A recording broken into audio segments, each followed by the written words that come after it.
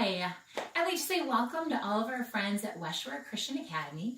Mrs. Borgeson is a friend of mine and asked if I could do some science experiments in my home for you guys. So we're going to do a couple here today. I was thinking with Easter this week, I've got some extra eggs laying around. I thought you guys might too. So we're going to try doing some things with eggs. First of all, maybe you did an Easter egg hunt with your family, maybe you found some eggs and ate the candy, and you've got these extra plastic eggs laying around. If you want to play this first game, I like to call sink or float, grab some of your empty eggs and fill them up with treasures that you have laying around your house. Some of the things I used are like a plastic dinosaur, I've got a whole bunch of different erasers, I've got a really cool rock, I've got some change, and I've got a great big bouncy ball. You can put whatever fits inside. You just want to make sure that they can't see what's in there. Then go find a sibling or your parent, somebody that you're quarantined at home with that hasn't seen what you put inside, and have them come guess if these are going to sink or if they're going to float. So I've got my water right here. They can pick up the egg, they can shake it, they can listen to it, they can feel how heavy it is. This one feels pretty light, so I'm thinking this one might float. Oh, yep, that one's looking pretty good for floating. Let's see, this one feels really heavy. It sounds like there's something significant in there. I don't know, maybe this one might sink. Let's see. Oh, it's already sinking further in the water than the green one, so I want to use my observation as a scientist to see if I can figure out what I think it's going to do. I already thought this one sounded like it had more in it. It felt heavier to me, and I can tell by just looking at it, it's already lower in the water than this one. And actually, I think because there are holes on the sides of the eggs, I think this one is filling up and it just sank. So there's a fun game that you can keep playing over and over with your siblings, your parents, whoever you're quarantined at home with. You can take turns putting stuff in the eggs and surprising each other and seeing what you think will sink or float. All right, on to our next thing. Now this one we're going to need to make sure we've got our safety glasses on. Just like my friend T-Rex here, we want to make sure we are safe and prepared for whatever science experiments we're doing today. So for this next one, you're going to need a hard-boiled egg. I've got a couple bottles here. This is like an old milk bottle that people used to get milk in before it was in plastic gallon jugs. Not everybody has these, so I found this, one of my favorite coffee drinks. You can get it at the gas station or at Meijer's. You're just going to want a bottle top that is smaller than an egg. So I can't get an egg to fit in either one of those. All right, first thing I want to do is I want to crack my egg, and I'm going to peel it. Now I'm going to hold on to these shells because we're going to talk about these shells a little bit later. But I just want to make sure I've got a couple hard-boiled eggs. Kind of rinse that off there. All right, so, well, let's see. That one doesn't fit in there. That one doesn't fit in there. Now maybe I could push them. No, even if I push them, I don't think they're going to make it all the way inside the jar without me breaking them open if I push on them like that. Now I've seen people do this before, and I'm thinking what they use isn't pressure from my hands pushing the egg in the jar, but it's air pressure.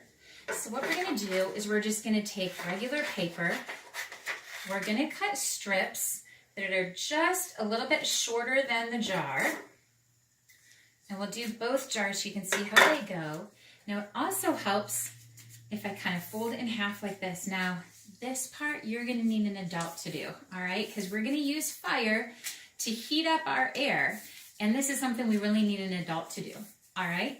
So what I'm going to do is I'm going to light the paper on fire. I'm going to stick it in the jar and quickly put the egg on the jar. Now what happens is when the fire's inside the jar, fire likes oxygen and it eats up oxygen. It takes the oxygen out of the air in there so that the air pressure inside the jar is lighter than the air pressure outside of the jar. And the air pressure around the egg is actually going to push the egg into the jar. So let's try it with our tall jar first. Remember, this needs to be done by an adult. All right, so I'm going to light the paper on fire. I'm going to drop it in the jar. And and putting my egg on there. Whoop. And even busting my egg open, trying to get it there in my jar. Let's try it one more time with our coffee jar here, because this might be more similar to what you guys have at home. Again, I'm going to fold my paper just to make it a little bit more rigid. Again, this part is what an adult needs to do. All right. We're going to light our paper on fire. We're going to drop it in the jar. And there goes my egg in a jar. All right. Pretty cool. Now, these we did with hard-boiled eggs. Now we're going to try something with raw eggs. All right. So for our next experiment, we're going to try to make a rubber egg. Now, with our last experiment, we had a hard-boiled egg, and I kept some of the shells because I want to show you when you peel a hard-boiled egg, there's like this little film here underneath the shell.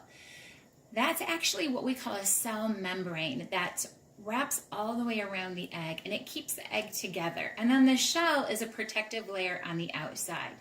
Now this shell, that's a pretty hard shell. I wonder what that's made of.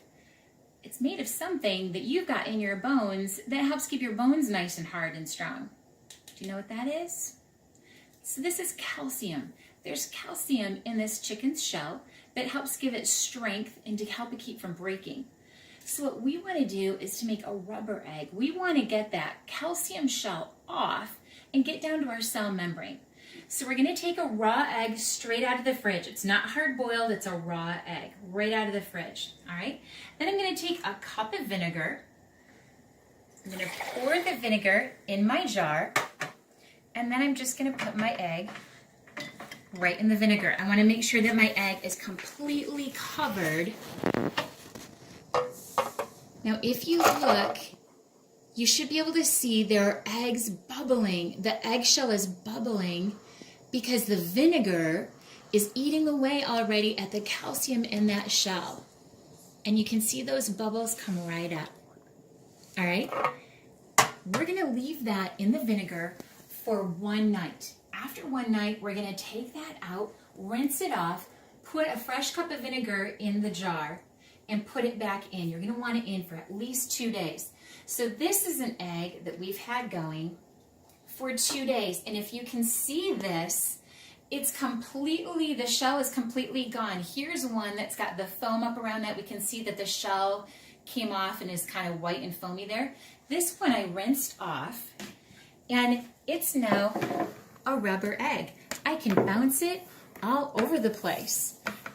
If you've got a really good flashlight, you could shine a light behind there. You can kind of see the yolk in there. Now, one other thing I wanted to try is I heard people try this with egg dye. So I took a cup of vinegar and I just put about 10 squirts of food dye in there. That one I did blue. This one I did red. You're going to want to let those set for at least 2 days. Some people say 3 to 5 days. So we've got our rubber eggs. Now, if you notice with these eggs, they're definitely larger than the eggs I started with. Part of that is because we just talked about shells. Eggs have the hard protective shell, and then they've got this membrane thing here that we can barely see on a hard-boiled egg.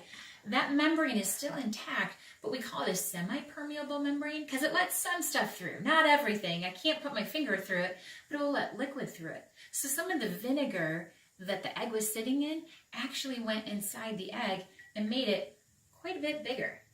So I've got a couple different eggs. This is my regular egg. I didn't put any dye in it. That's what color the egg looks like when there's no shell on it. This one I put in red food dye for 2 days, and this one I put in blue food dye for 2 days.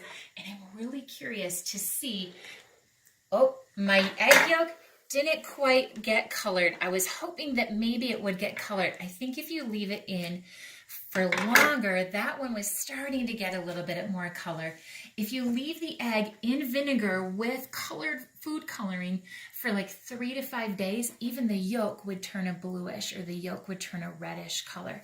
But this was our cell membrane. That was what was on the outside of our egg, holding everything together underneath that shell. So go ahead and try those. See how high you can bounce your rubbery egg without it breaking. It will break at some point, so just be careful. You don't want to take it all over the house with you because at some point it will break and it can make quite a mess. So you want to keep it maybe in the kitchen, but have some fun with it. Maybe in the sink, see how high you can drop it before it breaks. Have some fun with our rubber egg experiment. And I've got just one more thing for you. I've got an egg drop challenge. So all you can use is straws and tape. Now these straws, they're actually a vegetable or a plant-based straw, and you can compost these, so we're not hurting the environment with these straws. But you could use plastic type straws kind of like this. You could even try paper, maybe try both, see if one works better than the other. Using only straws and tape, you're going to try to make a protective case that you could drop an egg without it breaking. Now I kind of drew an idea here that's really just to get you started, to get you thinking about how could I improve on this. I'm not saying this is the best one. I can actually tell you it's probably not. But going from this, what more could you do to make an egg drop challenge? I hope you guys have a great week, and we'll see you next week.